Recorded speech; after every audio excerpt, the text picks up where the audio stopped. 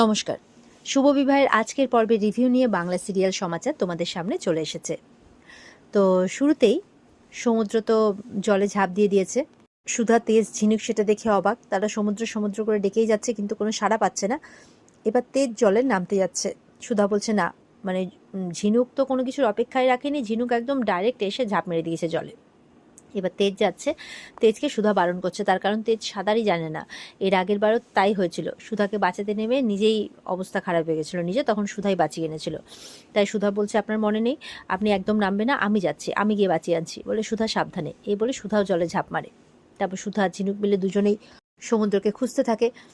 তো তেজ বলছে, আমি দাদা হিসেবে কিচ্ছু করতে পারলাম না, এখন যদি সমুদ্রকে খুঁজে না পাওয়া যায় তাহলে তাহলে আমি কি করব, নিজেকে কি করে ক্ষমা করব। তারপরে দেখছে যে সুধা নিয়ে আসছে ইয়েকে, মানে সমুদ্রকে। এরপরে তো তেজ হাত ধরে তোলে। তারপর তো কিছুতেই জ্ঞান ফিরছে না। ঝিনুকের কোলে মাথা রেখেছে, মানে মাথা রাখা হয়েছে সমুদ্রর। এদিকে সমুদ্র হাত ডলছে, ঝিনুক পা ডলছে, সুধা তো এই হচ্ছে, সবাই মিলে হাত পা ডলছে। কিছুতেই জ্ঞান ফিরছে না। ঝিনুক বলছে, কি করব দিদি, ওর তো চোখই খুলছে না। বলে সিপিআর দিতে হবে। তখন ঝিনুক সিপিআর দেয়, তাতেও কিছু কাজ হচ্ছে না। তখন তারা হসপিটালে নিয়ে যাবে বলে ঠিক করে। আর ওদিকে মেজমা কিন্তু মানে ঠাকুরের সামনে ঘন্টা বাজিয়ে যাচ্ছে, আর শরীরটাও প্রচণ্ড খারাপ হচ্ছে। অনেকক্ষণ থেকে বাজাচ্ছে, হাতে রক্তও বেরিয়ে গেছে। তাই বাড়িতে সবাই বারণ করছে, কিন্তু মায়ের মন তো কিছুতেই শুনছে না, যতক্ষণ না একটা ভালো খবর পাচ্ছে। তো তেজের বাবা বলছে, মেচকাকে দেখ দেখ, সন্তান স্নেহ এরকমই হয়। এর এতটুকুটা শিখি ভাগও যদি তোর মধ্যে থাকতো, তাহলে হয়তো আমাদেরকে আজকে এই দিনটা দেখতে হতো না। রেশমি বলছে, মা এখন কোনো কিছুতেই শুনবে না, যতক্ষণ না দাদার একটা খবর পাওয়া যাচ্ছে। এদিকে তো তরিতার ফোনে ফোন আসে, তেজ ফোন করেছে, খবর দিচ্ছে সমুদ্রকে পাওয়া গেছে। বলে পাওয়া গেছে, কিন্তু এই কিন্তু শুনে কিন্তু মেজমা মানে মনে একটু মানে খটকা লাগে, আর মেজমা কিন্তু সঙ্গে সঙ্গে সমুদ্র সমুদ্র করতে করতে অজ্ঞান হয়ে যায়। তো এরপরে তো বাড়িতে সবাই মিলে এবার মেজমাকে সামলাচ্ছে। কিছুক্ষণ পর মেজমার জ্ঞান ফেরে। তখন রেশমি বলছে, সব ঠিক আছে মা, মানে উঠেই সমুদ্র খোঁজ করছে। তো বলছে, দাদাভাই একদম ঠিক আছে, মানে দাদাভাই আর বৌদিভাই মিলে সমুদ্র দাদাভাইকে নিয়ে এসছে, তাই বলছে। তো এবার তার মা তো সমুদ্র সমুদ্র করতে করতে একদম ঘরে দৌড়ে চলে যায়। ওদিকে সমুদ্র জ্ঞান ফিরেছে, সমুদ্রকে উঠিয়ে বসানো হচ্ছে। সবাই আছে ওখানে পরিবারে, তেজ, সুধা, জ্যোৎস্না, তেজের বাবা, তেজের ঠাম্মি, তেজের মা, সবাই আছে। তেজ বলছে, তোর সাথে না কথা বলতে ইচ্ছে করছে না, মনে হচ্ছে একদম একটা চড় মারি। তখন সুধা বলছে, ধীরে ধীরেও তো কথা বলতে পারেন। বলে না, ধীরে ধীরে কথা বললে হবে না, ওকে মারতে হবে ছোটোবেলার মতো, তবে ও শিক্ষাটা হবে। তুই জানিস না যে আমি তোকে কতটা ভালোবাসি? হ্যাঁ, তুই জানিস না? তুই এরকম একটা পদক্ষেপ নেওয়ার আগে একবারও বলবি না? তখন সুধা বলছে, তুমি তো আমাকে দিদি বলো, তাহলে তো দিদির মতো মানে বৌদি ভাই ডাকো, তো বৌদি ভাই তো দিদির মতো হয়, তো তুমি তো আমাকে বলতেই পারতে দিদির মতো। সমুদ্র বলছে, বলতে পারতাম, কিন্তু আমি জানি যে তুমি, দাদা ভাই, সবাই তোমরা এক, তোমরা নিজেদের সর্বস্ব দিয়ে আমাকে বাঁচাবে। কিন্তু আমি সেটাই তো চাইনি, যে আমার জন্য তোমাদের কোনো ক্ষতি হোক, তোমরা পথে বসো, আমি সেটা চাইনি। আমার বাবা আমাকে অপদার্থ বলেছে, আমার বাবা আমাকে নিকর্মা বলেছে, ঠিকই বলেছে। তখন তেজের বাবা বলছে, শোন, তোর বাবা ইন্দ্রজিৎ, সে তোকে জন্ম দিয়েছে বলে তোর বাবা, কিন্তু তার দাদা আমি বিশ্বজিৎ। সবাই কিন্তু তখন মানে, কারণ উনি ওনার নামটা বিক্রমজিৎ থেকে বিশ্বজিৎ বানিয়ে দিয়েছেন, তো তাই জন্য সবাই একটু মানে যেরকমটা করে আর কি, যে এই যে আবার বাবা ভুলে গেছে। তো বলছে, শোন, আমি এখনও বেঁচে আছি, আর তুই আর তেজ আমার কাছে এক, বুঝতে পারলি? তোরা সোনার টুকরো ছেলে, আমাকে একবার তুই বলবি না? এভাবে বলছে। জ্যোৎস্না বলছে, বাবা বিশ্বজিৎটা কে? বলে, কে বিশ্বজিৎ? আমি চিনি না। তখন বলছে যে, তোমার নাম বিক্রমজিৎ, তুমি বিক্রমজিৎ থেকে বিশ্বজিৎ বানিয়ে দিলে নিজের নামটাকে। বলছে, ও আচ্ছা ঠিক আছে। তেজের বাবা বলছে, শোন, লোকে আমাকে কিপ্টে বলে ঠিকই, কিন্তু এই ব্যাপারে কিন্তু আমি কোনো কিপ্টেমি করবো না, আমার সর্বস্ব দিয়ে দেবো। তেজও বলছে, আমাদের কাছে এই প্রপার্টি, বাড়ি, এসবের কোনো দাম নেই, তুই আমাদের কাছে সব কিছু, আমাদের পরিবারের, আমরা একত্রিত হয়ে থাকতে পারলে সব কিছু আবার হবে। তুই জানিস না আমরা সবাই মিলে সবার জন্য কতটা কী করতে পারি, আর তোর কাছে আমরা এই বাড়ি, প্রপার্টি, এসবের চিন্তা করব? মেজমা তো সমুদ্র সমুদ্র করতে করতে এসে সমুদ্রকে জড়িয়ে ধরে, প্রচণ্ড কাঁদছে। বলছে, তুই ছাড়া আমার কে আছে বল? তুই আমার সাথে এরকম করলি, তুই তোর মাকে ছেড়ে চলে যেতে চাইছিস, কেন এরকমটা করছিস বাবা? তুই তুই একবারও আমার কথা ভাববি না? এরকম বলছে। তো এবার ঝিনুক আসে দুধ নিয়ে। ঝিনুক বলছে যে কাউকে একটা নোয়া পয়সাও খরচ করতে হবে না। তখন তো ঝিনুককে দেখে খুশি হয় তেজ, তেজের ওয়াইফ মানে সুধা, সবাই বলছে, ঝিনুক তুই? বলে, হ্যাঁ, কালকে ওর কেসটা আমি লড়বো, তাই ঝুম্পাকে কোনো টাকা পয়সা কিচ্ছু দিতে হবে না, ওর ডিভোর্সটা যাতে এবার হয় সেই ব্যবস্থা আমি করব।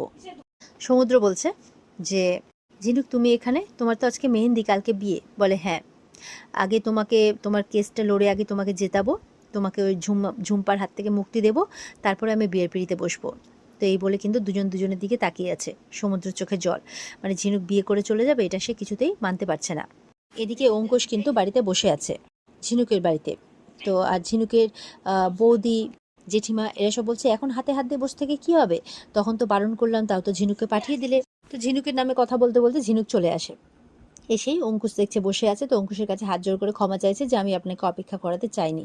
বলছে না না ঝিনুক, কোনো অসুবিধে নেই, আমি জানি যে তুমি একটা বিপদে পড়েই গেছো, তোমার জন্য আমি সারা জীবন অপেক্ষা করতে পারি। ঝিনুক মনে মনে ভাবছে, এরকম একটা ভালো মানুষকে যে আমার জন্য সব কিছু করতে পারে, তাকে আমি কি করে বলি যে আমি তাকে ভালোবাসি না, কারণ আমি এখনও সমুদ্রকে ভালোবাসি। তখন জেঠিমারা তার হাত ধরে সাইডে নিয়ে যায়, তুই এটা কী করছিস? হ্যাঁ, একটা অন্য ছেলের জন্য তুই কী করছিস, নিজের জীবনটাকে শেষ করছিস? বলছে আমার এখন এসব শোনার টাইম নেই, আমাকে বেরোতে হবে। বলে কোথায়? বলে আমাকে কেসটা লড়তে যেতে হবে। অঙ্কুশের কাছেও সেই পারমিশনটা নিয়ে নেয়। অঙ্কুশ বলছে কোনো অসুবিধে নেই, তুমি যাও, আমি তোমার জন্য সারা জীবন অপেক্ষা করতে পারি। তো এই বলে ফাইলপত্র নিয়ে আসে, নিয়ে এসে এবার বেরোচ্ছে। তখন অঙ্কুশ ঝিনুকে একটু দাঁড়াতে বলে। জেঠিমা বলছে কি কুক্ষণে যে মেয়েটার জন্ম হয়েছিল, সত্যি এই মেয়েটার জন্য কি করি বলুন তো মা। বলে তোমাকে কিছু করতে হবে না, তাহলে ও ভালো থাকবে, ঠাম্মি বলছে। বলে হ্যাঁ, আপনি তো বলবেন যেন আমি ওর শত্রু, কিন্তু আমি যা করছি ওর ভালোর জন্যই করছি। বিয়েটা তো ওর হবে, বদনামটা তো ওর হবে যদি বিয়েটা না হয়। এদিকে মিডিয়া এসছে তেজদের বাড়িতে। সমুদ্র তো এরকম একটা সোশ্যাল মিডিয়াতে পোস্ট করেছে, এত বড় একটা পদক্ষেপ নিতে গেছিলো, মানে সুসাইড করতে গেছিলো, তো তাই জন্য মিডিয়া চলে এসছে বাড়িতে। তো মেচকা তো তাড়িয়ে দিচ্ছে যে আপনাদের খেয়ে দিয়ে কাজ নেই, বেরোন এখান থেকে। বলে আপনি আমাদের সাথে এরকমভাবে কথা বলতে পারেন না। বলে কি পারি না, একবারে চলে এসছেন এখানে, মুখ উঠিয়ে দেখতে পাচ্ছেন বাড়ির পরিস্থিতি এরকম। তখন সুধা এসছে, যে গার্ড দাদাকে বলছে আপনি ওনাদের আসতে দিন। মেচকা বলছে তুমি দেখতে পাচ্ছ না ওরা বদনাম করার চেষ্টা করছে, তাও তুমি আসতে বলছো?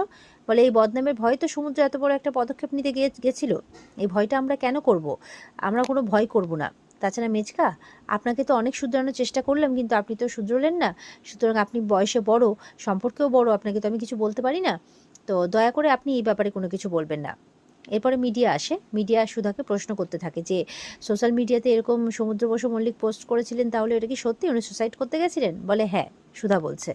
মেচকে এবার মনে মনে বলছে ঝুম্পাকে সমুদ্রের এই অবস্থার জন্য দায়ী করার জন্য না জানি ঝুম্পা এবার কি পদক্ষেপ নেবে, মানে মেচকা উল্টা ঝুম্পাকে দেখে ভয় করছে। সুধা বলছে আপনারা একতরফাভাবে বিচার করে সমুদ্রকে দাগী বানিয়ে দেবেন না। বলছে মনে রাখবেন, একটা সম্পর্কে শুধুমাত্র একটা মেয়েই নয়, একটা ছেলেও কিন্তু অত্যাচারিত হতে পারে। যে ঝুম্পা দিনের পর দিন ওকে ব্ল্যাকমেল করে গেছে, 5 বছর ধরে ডিভোর্সের জন্য ঝুলিয়ে রেখেছে, আর টাকা দাবি করে গেছে, আর সমুদ্র বাধ্য হয়ে সেটা দিয়ে গেছে। একটা ছেলের উপর মানসিক মানে অত্যাচার করা হয়েছে, মেন্টালি হ্যারাস করা হয়েছে, তাকে বদনাম করার চেষ্টা করা হয়েছে, নাহলে সমুদ্রকে এই পদক্ষেপটা নিত? সে একের পর এক হিয়ারিং হয়েছে, আর ঝুম্পা একের পর এক হিয়ারিং ডেট মিস করেছে। তো এরকমভাবে করলে কি করে হবে, ওই জন্য তো কেসটা ঝুলে গেছে। তাহলে কি সমুদ্র বসু মল্লিক হার মেনে নিয়েছে, নাকি মানে ঝুম্পাকে মেনে নেবে? বলে কোনোটাই না। যেই মেয়েটা সমুদ্রের উপর দিনের পর দিন অত্যাচার করে গেছে, তাকে জীবনে কোনোদিনই জায়গা দেবে না সমুদ্র। কোর্টে কেসটা উঠবে। বলে কিন্তু কোনো লয়ারই তো এই কেসটা নিতে চাইছে না। বলছে যে সমুদ্রের এই কেসটা লড়বে আর জিতেও দেখাবে, সে হচ্ছে অ্যাডভোকেট ঝিনুক আচার্য। ওদিকে ঝিনুক বলছে অঙ্কুশকে কি হলো, আপনি আমাকে দাঁড় করালেন যে, আপনি কি চান না যে কেসটা আমি লড়ি? বলে না, তুমি কেসটা লড়ো, আমি চাই, কিন্তু আমি তোমাকে বেস্ট অফ লাক জানানোর জন্য আটকালাম। তো এই বলে বেস্ট অফ লাক জানাচ্ছে, এই বলে জড়িয়ে ধরতে গেলে ঝিনুক কিন্তু ওখান থেকে চলে যায়। অঙ্কুশের একটু সন্দেহ হয়। আর এদিকে জেঠিমারা তো প্রচণ্ড রেগে যায়। তো মিডিয়াতে তো এবার অ্যানাউন্সমেন্ট হচ্ছে যে একটা ডিভোর্স কেসে শুধুমাত্র যে একটা মেয়ে হ্যারাস হয় তেমনটা নয়, একটা ছেলেও হ্যারাস হয়। তো আমরা এবার দেখবো যে আসল দোষটা কার। তো এইসব কথা শুনে কিন্তু ঝুম্পা একদম ভয় পেয়ে যায়, বলছে এবার আমরা ভিডিওটা পোস্ট করে দেবো, মানে সমুদ্রের যে ভিডিওটা করেছে সেটা পোস্ট করে দেবে বলছে। তখন মানে বলছে, ইমন বলছে একদম ছেলে মানুষই করো না, হ্যাঁ, ফোনটা কাড়ি নিয়ে বলছে এটা তোমার ট্রাম্প কার্ড, এটা এক্ষুনি সবার সামনে নিয়ে চলে এসো না, এটা তোমাকে জেতাতেও পারে কালকে, তাই কালকে এটা ইউজ করো, তাই বলছে।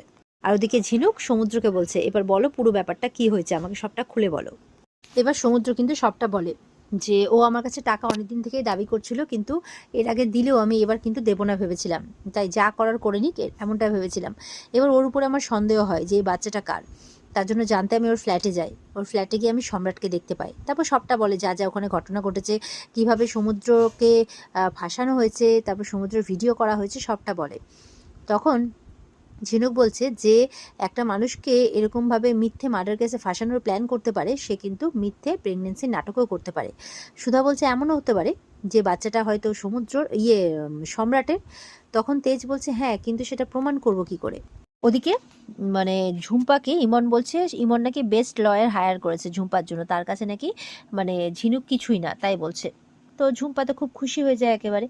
আর এদিকে সমুদ্র বলছে আমি এমন একটা জালে জড়িয়ে পড়েছি যেখান থেকে আর বেরোনোর কোনো রাস্তা নেই। তখন বলছে ঝিনুক বলছে আছে একটা রাস্তা আছে, আমাকে কালকে ঝুম্পার ফ্ল্যাটে যেতে হবে। ওর ফ্ল্যাটে গেলে কোনো না কোনো প্রমাণ অবশ্যই পাওয়া যাবে। সুধা বলছে যে আমার মনে হচ্ছে এর মানে পেছনে মাথা অন্য কেউ আছে। মানে ঝুম্পা আর সম্রাটের বুদ্ধি এতটা প্রখর হতে পারে না, নিশ্চয়ই আরও বড় কোনো মাথা কাজ করছে এদের হয়ে, সেটাকে আমি ঠিক খুঁজে বের করব, সুধা বলছে। এখানেই কিন্তু আজকের পর্ব শেষ হয়ে যায়। তো এই ছিল আজকের পর্বের রিভিউ। ভালো লেগে থাকলে পর্বকে লাইক কমেন্ট করতে ভুলবে না, আমাদের সাথে জুড়তে চ্যানেলকে সাবস্ক্রাইব করতে ভুলবে না, আর পর্বের বিস্তারিত দেখতে অবশ্যই স্টার জলসার পর্দায় চোখ রাখবে। আজকের মতো এই পর্যন্তই, টাটা।